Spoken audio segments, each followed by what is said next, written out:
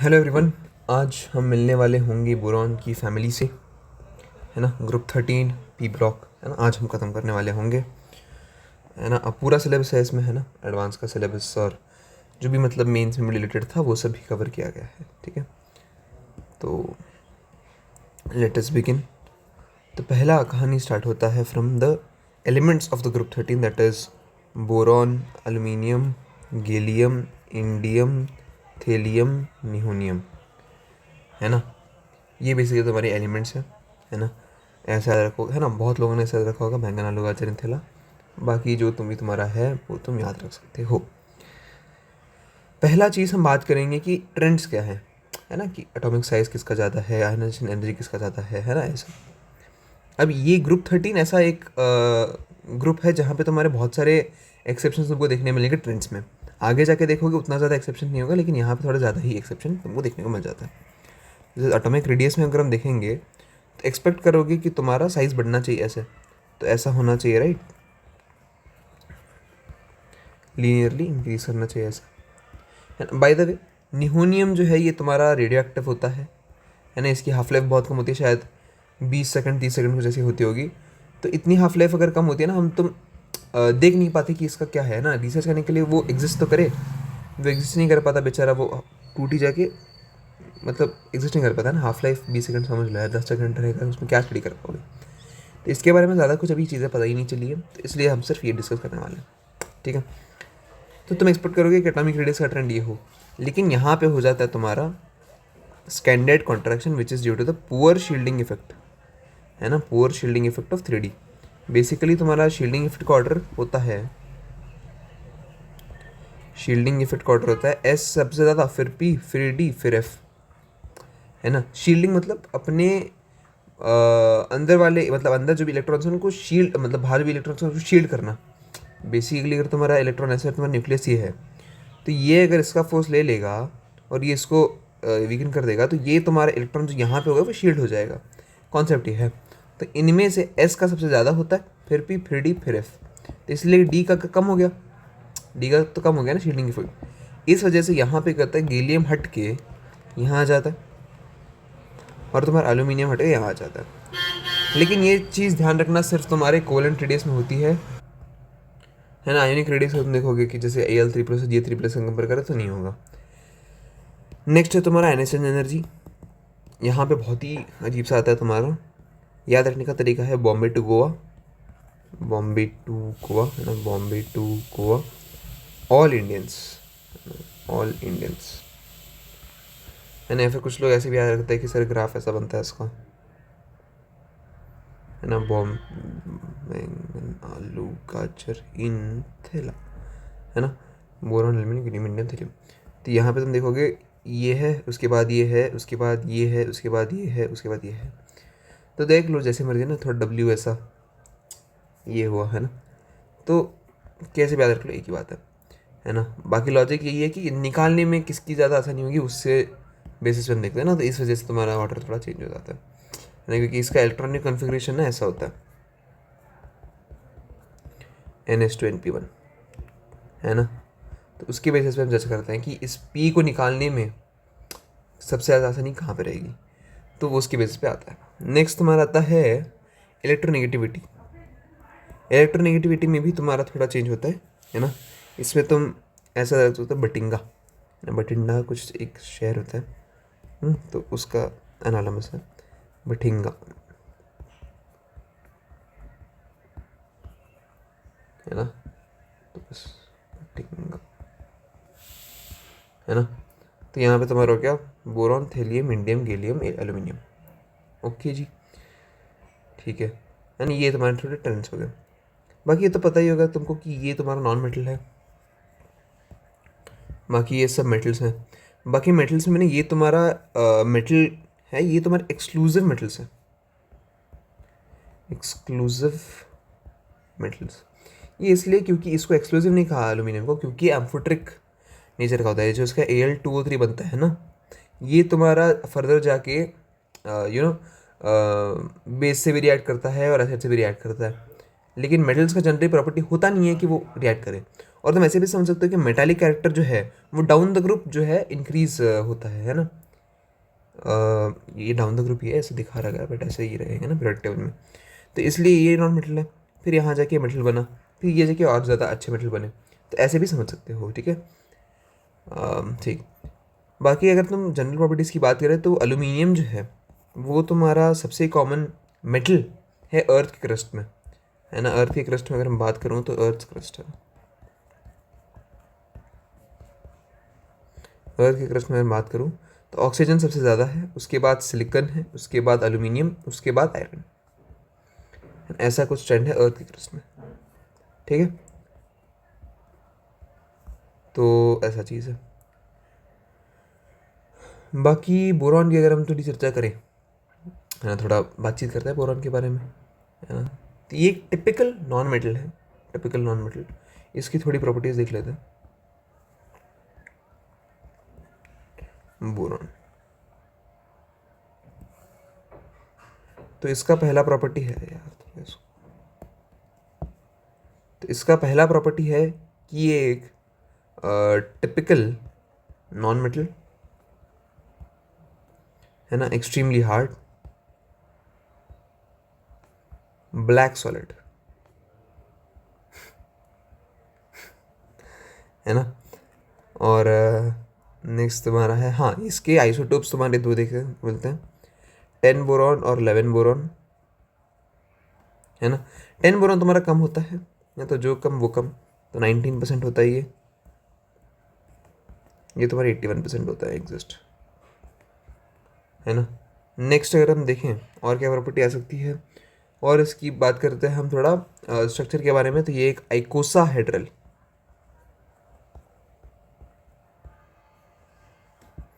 Form में exist करता है ना, एक शेप है बस, है ना। थोड़ा से इसका स्ट्रक्चर बेसिकली डिस्क्राइब कर रहा हूँ। नेक्स्ट शेप है ऐसे ऐसे ऐसे ऐसे कुछ तो होता है ना, गूगल कर लेना मिल जाएगा। इसके बेसिकली 20 फेसेस होता है और 12 कॉर्नर्स होते हैं, ठीक है।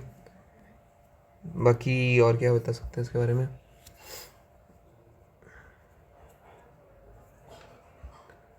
यहाँ इसको डालता है यार, अच्छा लगेगा।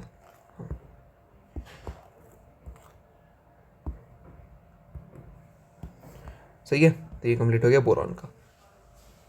अब इसके बाद हम थोड़ा देखते हैं कि एक और अनोमली जो है, मतलब थोड़ा डिस्क्रिपेंसी जो आता है ग्रुप 13 में, वो गैलियम का है। क्योंकि गैलियम में क्या है ना, गैलियम का मेल्टिंग पॉइंट जो बहुत कम है, melting point is very less, है ना। अगर मैं इसके ऑर्डर की बात करूँ तो बैटिंग, है ना, ऐसा होता है तुम्हारा ये मेल्टिंग पॉइंट का ऑर्डर। तो गैलियम देखो सबसे लास्ट में है, इसका मेल्टिंग पॉइंट बहुत ही कम है, कितना है, 303 केल्विन, समझ रहे हो, 303 केल्विन। मैंने इसको 273 डिवाइड सब्ट्रैक्ट तो करो, सेल्सियस में पता लगेगा तुमको, तो देख रहे हो बस 30 डिग्री सेल्सियस। तो रूम टेम्परेचर से थोड़ा ज़्यादा अगर तुम कर दोगे ना तो लिक्विड होगा। लेकिन हाँ, लिक्विड मेटल जो कौन है तुम कोई पूछेगा तो केवल मर्क्यूरी बोलना है, गैलियम नहीं बोलना है, क्योंकि रूम टेम्परेचर पे नहीं होता। हालांकि बस 5 डिग्री सेल्सियस का डिफरेंस है, फिर भी स्टैंडर्ड जो है उसको ही मानेंगे। तो it is still solid, but generally तुम्हारा लिक्विड लाइफ इसका बहुत ज़्यादा होता है, तो लिक्विड में एग्जिस्ट करता है यूजुअली, मतलब अच्छे खासे टेम्परेचर पे, 30 डिग्री वगैरह। डेंसिटी तो तुम्हारी बढ़ती ही है ना, density increases down the group, है ना, DTG मतलब डाउन द ग्रुप। बाकी सब मेटल्स का एकदम क्लोज पैक सा स्ट्रक्चर होता है, एक्सेप्ट वो गैलियम, क्योंकि वो लिक्विड में यूज करता है ना। बाकी अगर आप ऑक्सीडेशन स्टेट देखें तो तुम देखोगे कि सर ऑक्सीडेशन स्टेट को देखने के लिए इन सबको निकाल दो और जो आ रहा है वो बोल दो। तो एक दो निकाल लिया, एक निकाल लिया, +3 हो गया। तो इसका फेवरेट +3, इसका फेवरेट +3, +3, +3। यहाँ पे आके हो जाता ये है कि यहाँ पे लग जाता है इनर्ट पेयर इफेक्ट, यहाँ पे लगता है inert pair effect. Inert pair effect माने कि एटम जो है वो अपने S वाले सेल के इलेक्ट्रॉन्स को लूज नहीं करना चाहता, बिकॉज उसको लगता है कि मेरे पास ये जो है ये रहेगा तो मैं इनर्ट बन जाऊंगा, मुझे लोग इनर्ट कहेंगे, है ना। तो इसलिए वो केवल यही लूज करता है ना, NS वाले इलेक्ट्रॉन्स को शील्ड करता है बेसिकली, या फिर प्रोटेक्ट करता है ना, प्रोटेक्टेड, तो इनको लूज नहीं करता ये। तो इस वजह से इसका जो है स्टेबल ऑक्सीडेशन स्टेट वो हो जाएगा +1। समझ रहे हो एकदम क्लियर। तो लोअर ऑक्सीडेशन स्टेट जो है वो ज़्यादा स्टेबल होता है डाउन द रूप, ये दिख ही रहा है ना। बाकी इन बेनिफिट की वजह से ये होता है। तो इस वजह से तुम देखोगे कि यार हमारे पास जो है TL-I3 है ना, PbF4 सॉरी PbI4 BiI5, ये सब तुम्हारे एग्जिस्ट नहीं करते। क्यों? Do not exist, don't exist. हाँ, इसमें थोड़ा एक्सेप्शन आता है, बताता हूँ।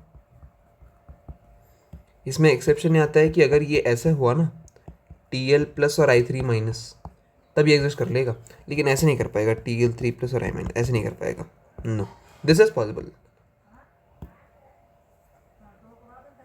क्योंकि होता क्या है ना कि एग्जिस्ट कर भी ले तो होगा ये कि TL3+ जो है वो I- के साथ मिलके ना, अब इसको तो रहना ही नहीं है ना I3+ में, इसको तो रिड्यूस होके TL+ बनना है, तो ऑक्सीडाइजिंग एजेंट की तरह काम करेगा और ये खुद जो है TL+ बन जाएगा, है ना, ये रिड्यूस होके, और ये तुम्हारा I2 बन जाएगा। तो ऐसा हो जाएगा। तो ये होना तो प्रेफर्ड नहीं है ना भाई, तो इसलिए मतलब ये ऐसे एग्जिस्ट नहीं करता है। ठीक है, बाकी सब में भी यही प्रॉब्लम है, Pb+4 रहेगा, वो वापस आके Pb+2 बन जाएगा, इस कारण तुम्हारा ऐसा होता है। बाकी एक और चीज़ ये है कि बोरॉन की जो है आयनाइजेशन एनर्जी बहुत ज़्यादा है, इसलिए केवल ओनली कोवेलेंट बॉन्ड्स बनाता है, क्योंकि इसकी आयनाइजेशन एनर्जी बहुत ही ज़्यादा है ना, इसलिए। नेक्स्ट ठीक है, तो यही थी तुम्हारी कुछ टिपिकल मतलब बातें, है ना, स्टार्टिंग इनिशियल बातें। अब हम थोड़ा डिस्कस करते हैं प्रिपरेशन के बारे में, किसके? बोरॉन के। ठीक है, तो ये तुम्हारा थोड़ा जनरल बात हो गया यार। अब हम बात करते हैं थोड़ा बहुत कि बनाते कैसे हैं। किसको? उसको, बोरॉन को। ठीक है, तो प्रिपरेशन ऑफ बोरॉन।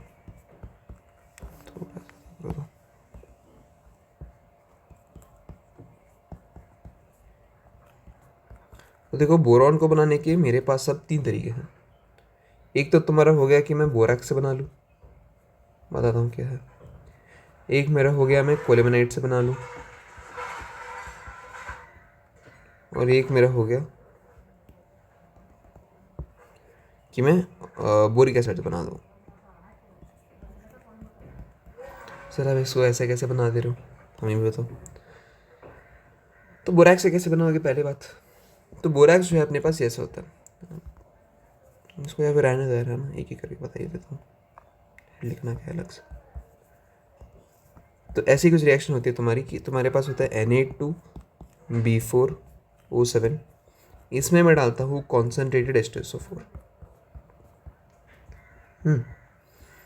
तो यहाँ से जो मेरे पास बनता है वो है बेसिकली H2B4O7 और NaHSO4। ठीक है, अब मैंने डाल दिया इसमें पानी, है ना, मैं अब क्या करूँगा, H2B4O7 में पानी डाल दूंगा, इसको ऐसा लिख दो।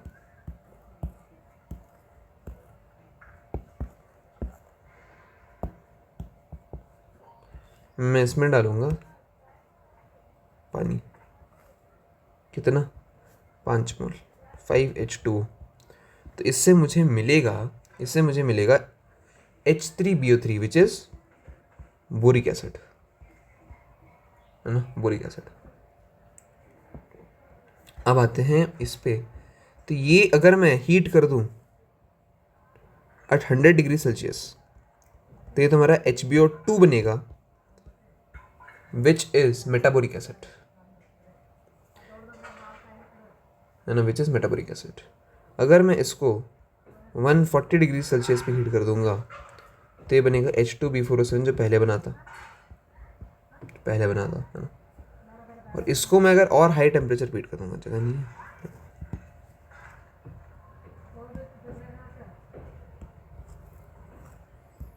इसको यहाँ, ठीक, इसको अगर मैं डाल दूंगा किसमें, मतलब हीट कर दूंगा हाई टेम्परेचर में, है ना, डेल्टा, तो ये तुम्हारा B23 बनेगा। इसको हम कहते हैं बोरिक एनहाइड्राइड। अब इसको मैं फर्दर B23 लेके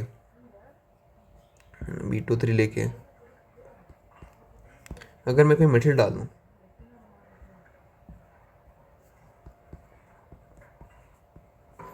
कोई भी हो सकता है, Li हो गया, लिथियम हो गया, सोडियम हो गया, पोटेशियम हो गया, एल्युमिनियम हो गया, इवन ना, वो डालोगे तो तुम्हारा बोरॉन मिल जाएगा। बस प्रिपेयर हो गया बोरॉन।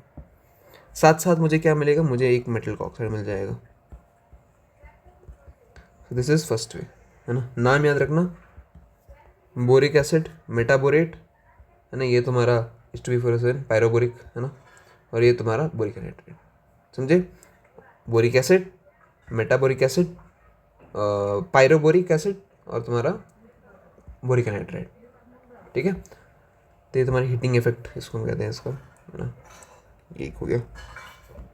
अगला हम बात करते हैं कोलेमेनाइट से कैसे बनाओगे। तो कोलेमेनाइट से तुम, colemanite is basically Ca2B6O11, this is कोलेमेनाइट।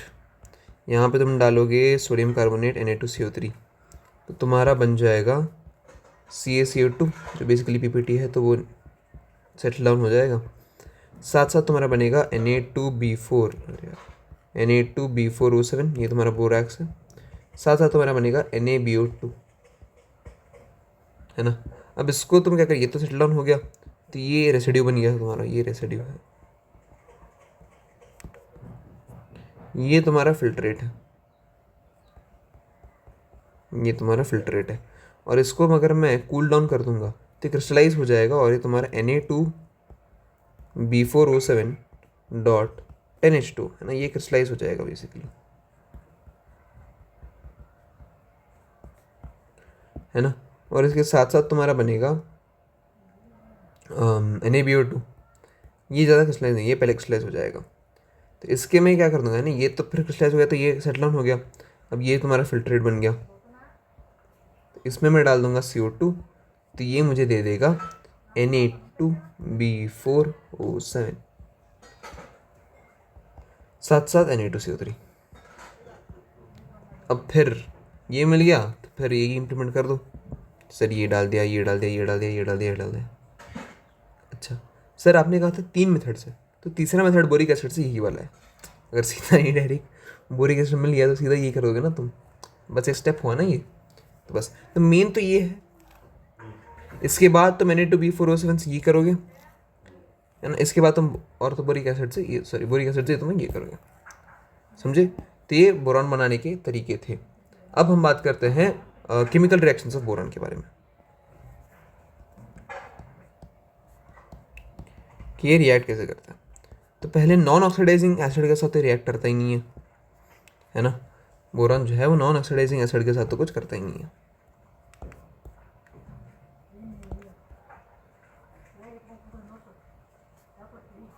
Non oxidizing acid, है ना, इनके साथ ही नो रिएक्शन। सर इसके एग्जाम्पल क्या है, इसके एग्जाम्पल तुम्हारे हो गए डाइल्यूट HCl, कॉन्सेंट्रेटेड HCl, या फिर डाइल्यूट H2SO4, ये सब तुम्हारे से एग्जाम्पल हो गए। तो अगर मैं ऑक्सीडाइजिंग एसिड डालूंगा तो रिएक्ट करेगा, बिल्कुल करेगा, बिल्कुल करेगा। ऑक्सीडाइजिंग एसिड, यहाँ पे तुम्हारा हो गया कॉन्सेंट्रेटेड HNO3, कॉन्सेंट्रेटेड H2SO4,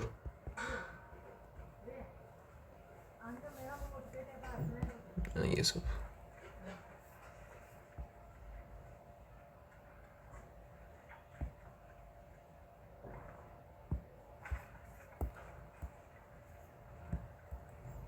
ये हो गया। तो ऑक्सीडाइजिंग एजेंट एसिड के साथ रिएक्ट करके क्या बनाएगा, बी नहीं, H3BO3, हाँ, ऑर्थोबोरिक एसिड H3BO3, है ना। साथ ही साथ तुम्हारा जो भी है NO2 हो, HNO3 होगा तो NO2, H2SO4 होगा तो SO2। समझे, ये तुम्हारे इसके साथ बनेगा। ठीक बात है, बिल्कुल ठीक बात है। सर इसमें अगर मैं पानी डालूंगा तो कुछ नहीं होगा, है ना। ऐसा तो कुछ नहीं होगा, लेकिन अगर मैं रेड हॉट फॉर्म में डाल दूँ, है ना, रेड हॉट फॉर्म में बोरॉन है, ठीक है, बोरॉन रेड हॉट फॉर्म में, पानी तो ठीक है, पानी कब स्टार्ट होने लगे, ये तुम्हारा रेड हॉट फॉर्म में, तो ये तुम्हारा B2O3 प्लस H2, नहीं ये तुम्हारा उड़ जाएगा, तो ये बना सकते हो, है ना। अगर मैं इसमें NaOH डालता हूँ, NaOH, तब ये तुम्हारा NaBO2 बनेगा, जो पहले बना था, याद है वो। अगर मैं इसमें X2 डालता हूँ, हेलोजन, तो ये तुम्हारा BX3 बनाता है। अगर मैं इसमें ऑक्सीजन डालता हूँ तो ये B2O3 बनाता है। अगर मैं इसमें सल्फर डालता हूँ तो ये B2S3 बनाता है। अगर मैं इसमें कार्बन डालता हूँ तो ये B4C बनाता है। अब क्या करें, इसको ऐसे कर दो। और अगर मैं इसमें नाइट्रोजन डालूं तो ये Bn बनाता है। This Bn is known as inorganic graphite. Structure थोड़ा सिमिलर होता है, इसके लिए इनऑर्गेनिक ग्रेफाइट के नाम से हम बुलाते हैं इसको, है ना। सर ये थोड़ा इंटरेस्टिंग लग रहा है, इनऑर्गेनिक ग्रेफाइट। आपने सबका कोई भी नाम नहीं लिखा, लेकिन इस अकेले का नाम लिखा है एक। तो इसके बारे में थोड़ी और चर्चा करते हैं सर। तो बिल्कुल इसको थोड़ा एडजस्ट कर लो। तो देखो इनऑर्गेनिक ग्रेफाइट क्या है, यहाँ पे तुम अगर इसको लोगे, है ना, ये बहुत सारे ऐसे यूनिट्स में एग्जिस्ट कर रहा होगा ना। तो अगर मैं इसका x यूनिट्स ले लूँ तो मेरे पास क्या बनेगा, मेरे पास बनेगा, अगर मैं इसको अराउंड 3000 डिग्री सेल्सियस ना, बहुत ज़्यादा, इस पे हीट कर दूँ तो मेरे पास बनेगा यही बनेगा। सर इतना हीट करके यही बना। तो हो क्या रहा है कि ये तुम्हारा इनऑर्गेनिक ग्रेफाइट था, लेकिन ये अब जो हीट करके मेरे पास बोराजोन बना है, ये तुम्हारा one of the hardest substance है। ये तुम्हारा one of the hardest substance है। इनफैक्ट डायमंड से भी ये, मतलब डायमंड से तो हार्ड नहीं है, लेकिन डायमंड जितना हार्ड है। और डायमंड से भी ये ज़्यादा प्रेफरेंस देता है, क्योंकि डायमंड जो है वो कभी कभी रिएक्ट कर लेता है मेटल्स के साथ। जब पॉलिशिंग वगैरह में तुम यूज़ करते हो ना, तो वो रिएक्ट कर लेता है, ये नहीं करता। तो इसलिए इसको हम ज़्यादा प्रेफर करते हैं, समझे बात को। तो प्रेफरेंस ऑर्डर में अगर लिखूँ, मतलब हार्डनेस ऑर्डर, तो डायमंड तुम्हारा सबसे ज़्यादा होगा, उसके बाद ही तुम्हारा बोराजोन आता है, ठीक है। उसके बाद तुम्हारा फिर SiC करके एक आता है, वो बेसिकली तुम्हारा कार्बन ड्रम कहते हैं उसको।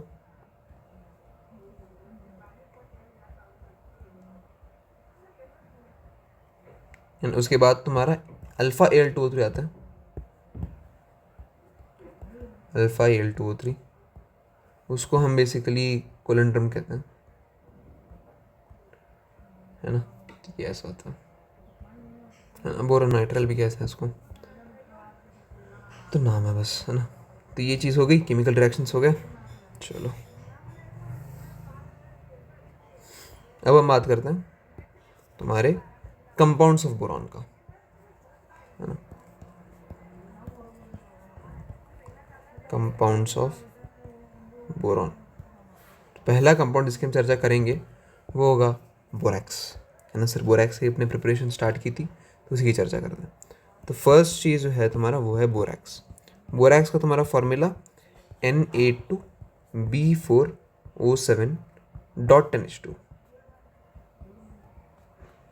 ये है ना। अब यहाँ पे प्रिपरेशन तो तुमको पता ही है सर, वो कोलमनाइट में तुम, है ना, Na2CO3 डालोगे आप, CaCO2 है ना, PBT बन जाएगा, NaBO2 Na2B4O7 बन जाएगा, फिर हम उसको क्रिस्टलाइज कर देंगे तो Na2B4O7.NH2 बन जाएगा।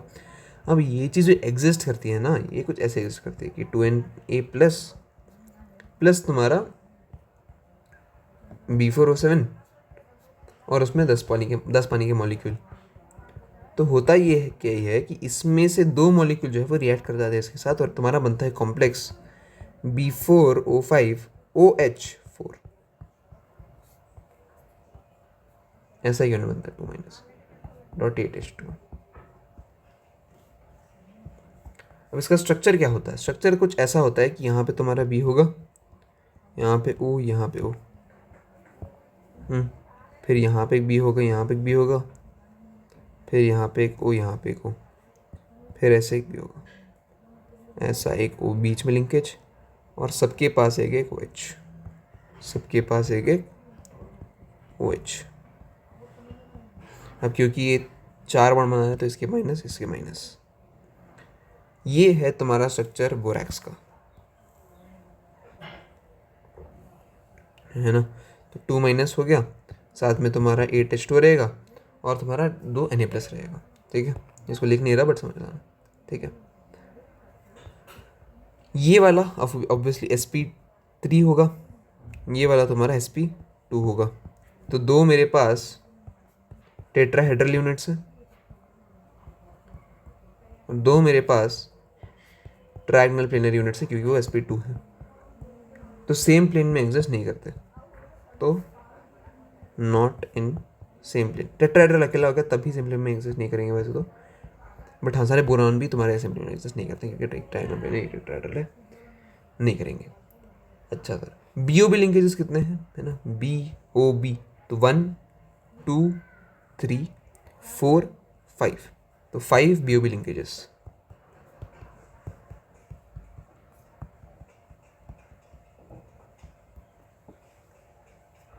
ओके, और एक और चीज़ ये है कि अगर मैं इसका हाइड्रोलिसिस करूँगा, किसका, बोरैक्स का, तो मेरे पास Na2B4O7 का हाइड्रोलिसिस करने पे मेरे पास NaOH और H3BO3 मिलेगा। अब देखो होता क्या है कि ये तुम्हारा एसिड, सॉरी ये तुम्हारा बेस है, ये तुम्हारा एसिड है, नहीं ये तुम्हारा बेस है, ये तुम्हारा एसिड है, तो यहाँ से मुझे मिलेगा कुछ इसका प्रकार, है ना, Na BO2 और मेरा H3BO3। बेसिकली बफर टाइप बना देगा, है ना, कि एक सॉल्ट बन गया इसका, और ये तुम्हारा एसिड था ही था, है ना, क्योंकि क्या होता क्या है कि जब तुम ऐड करो तो ये 2 मोल बनता है, 4 मोल बनता है, बैलेंसिंग करोगे तो दिखेगा, इस कारण तुम्हारा ऐसा होता है। ठीक है, एनीवेज ये बन गया, तो बस बोरैक्स का इतना ही था। अगला है तुम्हारा boric acid.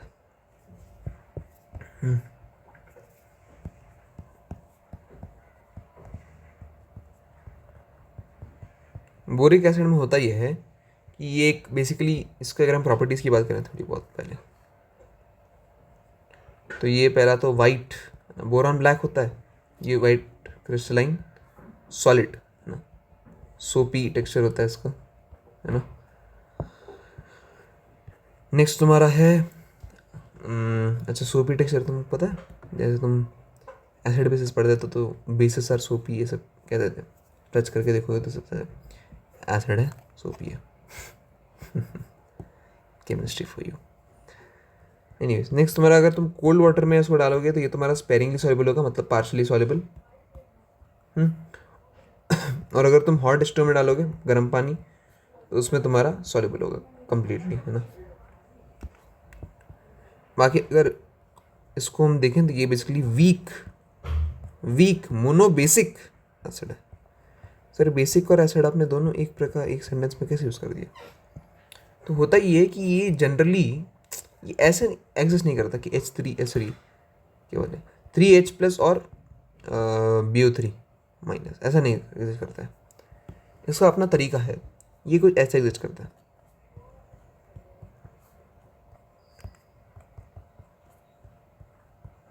This is BOH whole thrice, this is boric acid. H3 से तुम ये मत समझना कि ये पॉलीप्रोटिक है ना, मोनो मतलब, है ना, बहुत ज़्यादा दे देगा, है ना, ये नहीं देगा, है ना, ये बस तुम्हारा लेगा। है ना, H2O में जब होगा तब ये तुम्हारा OH ले लेगा, जिससे ये तो खुद 4 OH लेके बैठ जाएगा, है ना, माइनस लगा के, और तुम्हारा साथ में साथ H प्लस दे देगा। ये H प्लस तुम्हारा एसिडिक नेचर क्रिएट करता है सोल्यूशन में, इसको हम बोरेट आयन कहते हैं। ये तुम्हारा फर्दर मेटाबोरेट आयन में डिसोसिएट हो जाता है BO2, NaBO2 में जब मैंने कहा था तो बता दो, तो ये मतलब मेटाबोरेट है, सोडियम मेटाबोरेट वो होता NaBO2, ये तुम्हारा BO2 माइनस है, साथ साथ थोड़ा पानी में रिलीज कर देता है 2H2, इसे 2H2 निकाल दो, तुम्हारा ये बन जाएगा। ठीक है, ठीक है भाई, नेक्स्ट, अब हम इसको टाइट्रेशन में जब यूज़ करते हैं, क्योंकि ये वीक है तो हमें एक फिक्स टाइटर वैल्यू नहीं मिलती है, क्योंकि उतनी अच्छी टाइट्रेशन हो नहीं पाती है। तो इसलिए हम क्या करते हैं, टाइट्रेशन के वास्ते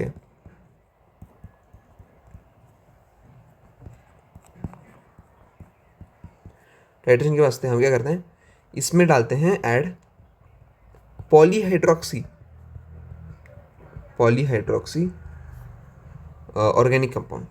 इससे होगा ये कि ये मल्टीपल अल्कोहल्स के साथ ऐसे जुड़ जाएगा और हाइड्रोजन बॉन्डिंग बहुत एक्सटेंसिव हो जाएगी, चिलेशन बहुत एक्सटेंसिव हो जाएगी। और अगर तुम्हारी चिलेशन एक्सटेंसिव होगी तो ये बहुत ज़्यादा स्टेबल बन जाएगा। स्टेबल बनेगा तो फॉरवर्ड डायरेक्शन में जाना चाहेगा ली शैटलियर प्रिंसिपल, और फॉरवर्ड डायरेक्शन में जाना चाहेगा तो ये फिर अच्छा खासा टाइट्रेशन कर देगा और टाइटर वैल्यू एक फिक्स वाली मिल जाएगी। बात समझे, लॉजिक समझे? तो इसलिए हम ये डालते हैं, है ना। बाकी अगर हम अकेले और बोरिक एसिड की बात करें तो यहाँ पे तुम्हारा एक्सटेंसिव एच बॉन्डिंग होता है ना, 6 एच बॉन्डिंग होती है, यहाँ पे 6 एच बॉन्ड्स बनते हैं, है ना। एक 3 O से और 3 H से, है ना। लेकिन ये इन लेयर होती है ना। This is in layered. अगर मैं बिटवीन द लेयर्स की बात करूँ, बिटवीन लेयर्स, तब तुम्हारा वेंट्रबल फोर्सेस होता है। तो ये वीक है, ये स्ट्रांग है। तो बिटवीन लेयर्स वीक और with in the layer strong, ये होने से तुम्हारे लुब्रिकेट अच्छा बन जाता है, ये तुम्हारा अच्छा लुब्रिकेंट बन जाता है ना। इसको मैं कैरम बोर्ड पाउडर में यूज़ कर सकता हूँ, होता है बेबी पाउडर में भी यूज़ करते हैं, लेकिन फिर उसके बारे में कुछ थोड़ी पता चल गई कि तो उससे थोड़ा स्किन बिगड़ता है एंड ऑल, तो डिसकंटिन्यू कर दिया गया। बाकी इसको ऑप्टिकल ग्लास में यूज़ करते हैं, ठीक है। तो ये एक हो गया, दिस इज बोरिक एसिड। इसके बाद हम चर्चा करेंगे डाइबोरिन के बारे में, ठीक है। तो नेक्स्ट इज डाइबोरिन। डाइबोरिन तुम्हारा कुछ ऐसा होता है, B3H6, है ना। ये बनता कैसे? तो इसके भी बनाने के बहुत सारे तरीके, 3 तरीके हम देखेंगे। एक तो LAH है ना, जो तुम ऑर्गेनिक में पढ़ते हो, तो वो तुम बेसिकली उसमें तुम डालोगे BF3, है ना। BF होना ज़रूरी होता है एल के लिए, मेरे डेली। यहाँ पे तुम्हारा बनेगा जो हमें चाहिए B3H6, सॉरी B2H6, B3H6 को लिख रहा हूँ, ये सोच रहा हूँ, हाँ B2H6, और साथ साथ बनेगा तुम्हारा LIF और ALF, ठीक। मैं इसके जगह NaBH4 भी डाल सकता हूँ, साथ साथ मैं I2 डाल दूंगा। I2 डालूंगा तो ये NaI बन जाएगा, साथ साथ मुझे B2H6 भी मिल जाएगा, और साथ ही साथ थोड़ा हाइड्रोजन गैस में निकल जाएगा, है ना। अगर मैं BF3 ये वाला और Na चढ़ा देता हूँ, ये यूजुअली इंडस्ट्री में यूज़ होता है, इसमें भी तुम्हारा बनेगा NaF और B2H6 डायरेक्टली।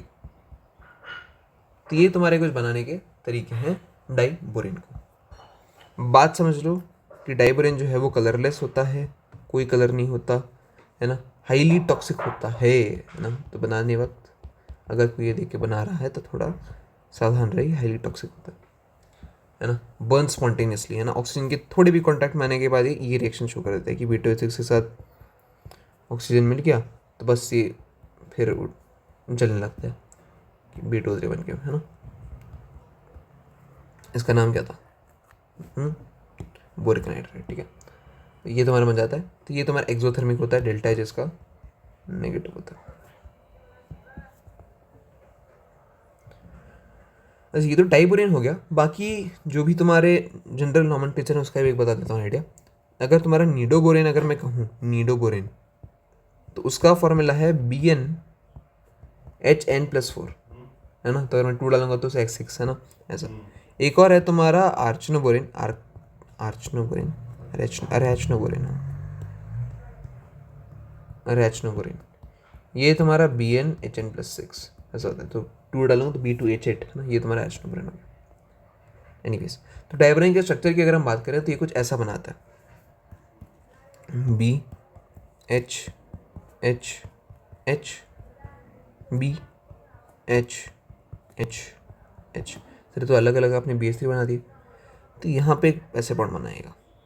तो बेसिकली हो ये रहा है कि ये जो है इसके पास है 2 ही इलेक्ट्रॉन, लेकिन वो 2 ही इलेक्ट्रॉन तीनों में तुम्हारे घूम रहे हैं। तो यहाँ पे पार्शियल बॉन्ड है, यहाँ भी पार्शियल बॉन्ड है, यहाँ भी पार्शियल बॉन्ड है, यहाँ भी पार्शियल बॉन्ड है। तो तीनों इलेक्ट्रॉन तुम्हारे मतलब यहाँ से 2 और यहाँ से 2, तो 4 इलेक्ट्रॉन तुम्हारे 6 एटम्स में घूम रहे हैं। तो यहाँ पे बेसिकली कुछ ऐसा बनेगा, अगर मैं दिखाऊँ तो यहाँ पे इसमें अगर तुम ऑब्जर्व करोगे तो this is 3 centred 2 electron bond. समझे बात को? ऐसा बनता है। और हाँ, तो स्ट्रक्चर से तुमको दिख रहा होगा थोड़ा बहुत कि सर डाइपोल मोमेंट इसका 0 है, तो ये नॉन पोलर हो गया। मैं बिल्कुल सही बात है ना। sp3 है ना, sp3 है तो टेट्राहेड्रल, तो नॉन प्लेनर होगा ऑफ कोर्स, है ना। इलेक्ट्रॉन डेफिशिएंट है तो लुईस एसिड।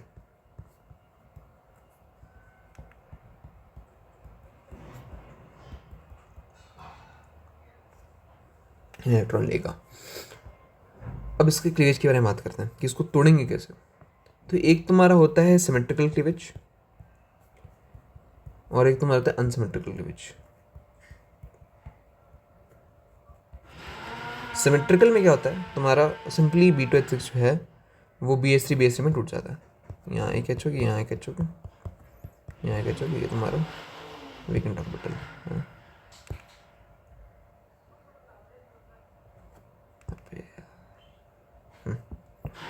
अनसिमेट्रिकल में 2 प्रकार के, एक तो तुम्हारा B+H2 मतलब BH2 है ना, यहाँ पे एक और यहाँ पे एक, और एक तुम्हारा B-H4 यहाँ पे यहाँ पे यहाँ पे यहाँ पे, ठीक है, ऐसा बनेगा।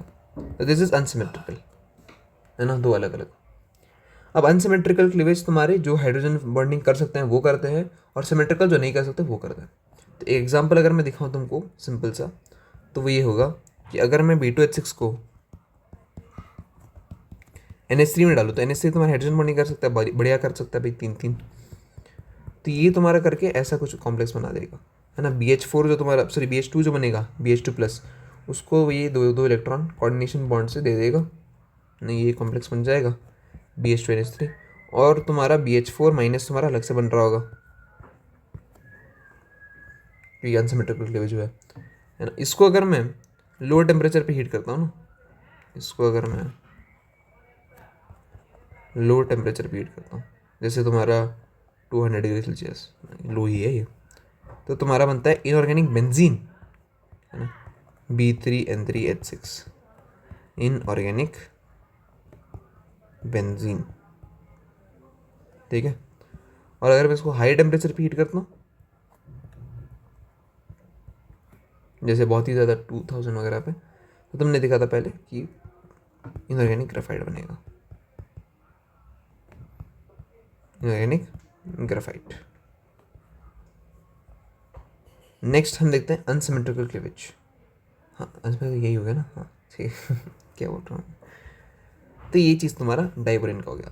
और कुछ चीज़ें है क्या सर? बिल्कुल है, और थोड़ी बहुत चीज़ें। देखो अगर मैं डालूँ तुम्हारा BCl3, है ना, इसको बनाने का एक और तरीका बोल रहा हूँ बस इनऑर्गेनिक बेंजीन का। तो अगर मैं डालूँ BCl3 और उसमें डालूँ NH4Cl और उसको कर दूँ मैं 140 डिग्री सेल्सियस पे हीट, तो मुझे ये मिलेगा इनऑर्गेनिक बेंजीन। नहीं, इसके बाद पहले मुझे 140 डिग्री सेल्सियस पे पहले मुझे B3N3H3Cl3 बनेगा। इन 3 Cl को अगर निकाल के मैं बोरॉन सॉरी हाइड्रोजन लगा दूँ with the help of NaBH4, तो मुझे ये मिलेगा इनऑर्गेनिक बेंजीन। समझे? तो ये भी एक तरीका था। बाकी इसको बनाने का भी एक और तरीका है ना, कि अगर मैं B2O3 के साथ, है ना, N2 डाल दूँ और हीटिंग कर दूँ, तभी मेरा ये बन जाएगा। बाकी इसका वैसे ग्रिग्नार्ड रीजन के साथ भी रिएक्शन करा सकते हो, है ना। बेसिकली दिख नहीं रहा, बेसिकली तुम यहाँ पे तुम MEmGbr डाल दोगे ना ग्रिग्नार्ड रीजन, तो यहाँ पे तुम्हारा B3N3H3Me3 बन जाएगा। बेसिकली एक था। और ऑर्गेनिक आ जाती है, खुशी आ जाती है ना बच्चों को, तो इसलिए बता दिया। बाकी B2H6 की और थोड़ी रिएक्शंस हैं डाइबोरेन की। एक तो तुम्हारा HCl के साथ हो गया, HCl के साथ तुम्हारा B2H5Cl बनेगा, साथ में हाइड्रोजन गैस पड़ेगी, ये तो ऑब्वियस है। बाकी अगर मैं हैलाइड के साथ कोई X2 डालूँ तो B2H5X बनेगा। पैटर्न देख रहे हो, है ना, पैटर्न देख रहे हो, और HX। अगर मैं तुम्हारा वाटर के साथ डाल दूँ, सॉरी ऑक्सीजन के साथ डाल दूँ, है ना, तो ये तुम्हारा B2O3 बनाएगा। यही दिखाते हैं यहाँ पे। और अगर मैं इसको कोल्ड वाटर में डाल दूँ, कोल्ड वाटर, तो ये तुम्हारा बनेगा H3BO3। Cold water H3BO3 sparingly soluble, hot water complete soluble. Revise करते चलो। अगर मैं अल्कोहल में डाल देता हूँ तो ये बनाएगा BOCH3 होल थ्राइस, है ना, 3H2 के साथ 2 मोल। अगला हम बात करते हैं एलम के बारे में। अगला तुम्हारा आता है एलम, है ना। एलम बेसिकली तुम्हारा एल्यूमिनियम का कंपाउंड होता है, नेसेसरी नहीं है, बस तुम्हारा जनरल फार्मूला होता है M2SO4 और M2-SO4 होल थ्राइस। ये तुम्हारा बेसिकली मोनोवैलेंट होता है, ये तुम्हारा बेसिकली ट्राइवैलेंट होता है ना, नॉट 24:2। ये एलम होता है। मोनोवैलेंट तुम्हारा कोई भी है ना, Na+, K+, Rb+, है ना, NH4+, Tl+, है ना, Li+ नहीं हो सकता। ट्राइवैलेंट तुम्हारा Al3+, है ना, या फिर तुम्हारा Cr3+, MO3+, Sc3+, है ना, Fe3+, नहीं, ये सब हो सकते हैं, है ना। अगर तुम्हारा ये K हुआ और ये Al हुआ तो तुम्हारा हम कहेंगे पोटैश एलम। अगर ये NH4 हुआ और ये तुम्हारा Al हुआ तो इसको हम कहेंगे अमोनियम एलम। अगर ये K हुआ, ये Cr हुआ तो इसको हम कहेंगे क्रोम एलम, है ना। और हाइड्रोलिसिस करने पे सेपरेट आउट हो जाएंगे, इसलिए ये डबल सॉल्ट है। बाकी इनके यूजेस तुम्हारे, है ना, मॉडरेंट, कोएगुलेंट और टैनिंग, एंटीसेप्टिक, शेविंग कट्स वगैरह के लिए, तो इन सब के लिए यूज़ होता है, ठीक है। So this was it, group 13 complete है। Thank you very much, bye.